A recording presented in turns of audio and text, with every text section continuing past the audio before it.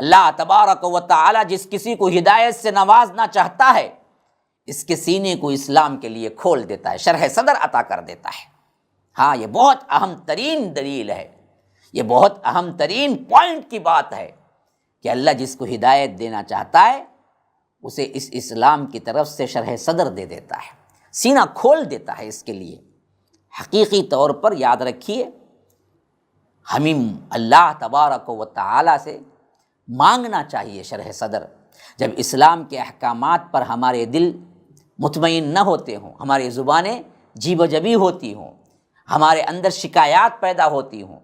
تو یاد رکھیے ہمارا سینہ اسلام کے لیے نہیں کھلا ہے، یہ مطلب ہے۔ تو ہمیں اللہ سے مانگنا چاہیے کہ اللہم ربنا نور قلوبنا بالایمان، اے اللہ ہمارے قلوب کو ایمان سے منور کر دے، واشرح صدورنا للاسلام، اور ہمارے دلوں کو، ہمارے سینوں کو اسلام کے لیے کھول دے۔ جب بھی شریعت کے معاملات میں تنگی ہو، شریعت کے احکامات میں ہمیں کیا ہے عمل کرنے میں تکلیف ہو، تو یاد رکھیے پھر تو اللہ تبارک و تعالی نے ابھی اسلام کے لیے سینہ نہیں کھولا ہے۔ لیکن اللہ جس کو ہدایت دینا چاہتا ہے، اللہ کہتا ہے اس کے لیے ہم سینہ کھول دیتے ہیں اسلام کے لیے، اشرح صدرہ للاسلام۔ لیکن جس کو نہیں چاہتے اس کا حال کیا ہوتا ہے؟ فرمایا کہ وَمَن يُرِدْ أَن يُضِلَّهُ يَجْعَلْ صَدْرَهُ ضَيِّقًا حَرَجًا كَأَنَّمَا يَصَّعَّدُ فِي السَّمَاءِ، اور جس کو گمراہ کرنا چاہتا ہے اس کے سینے کو بالکل تنگ کر دیتا ہے۔ وَمَن يُرِدْ أَن يُضِلَّهُ يَجْعَلْ صَدْرَهُ، سینہ تنگ ہو جاتا ہے، ضَيِّقًا حَرَجًا كَأَنَّمَا يَصَّعَّدُ فِي السَّمَاءِ، بالکل تنگی ایسے محسوس کرتا ہے گویا کہ وہ آسمان پر چڑھ رہا ہو، یعنی کوئی بلندی پہ چڑھتا ہے تو جیسے سانس پھولتا ہے اور اسے تنگی محسوس ہوتی ہے چڑھنے میں، بعینہ اسی طرح اسلام پر چلنے میں اس کا سانس پھولتا ہے اور اسے تنگی محسوس ہوتی ہے۔ بتاؤ ہماری مسلمانیت ذرا جانچ کے دیکھو، اس آیت میں کتنے لوگوں کو شریعت پسند ہے، کتنے لوگوں کو شریعت پہ چلنا انہیں کیا ہے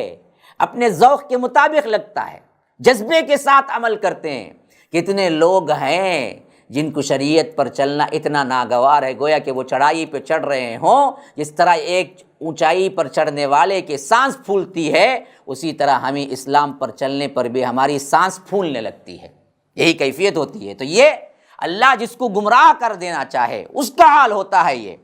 کہ ہم اس کا سینہ تنگ کر دیتے ہیں، اور اس حد تک کہ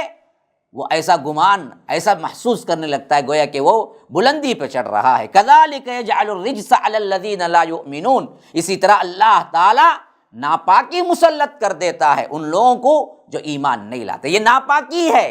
رجس کہا اللہ تعالیٰ نے اس کو، کذالک یجعل الرجس،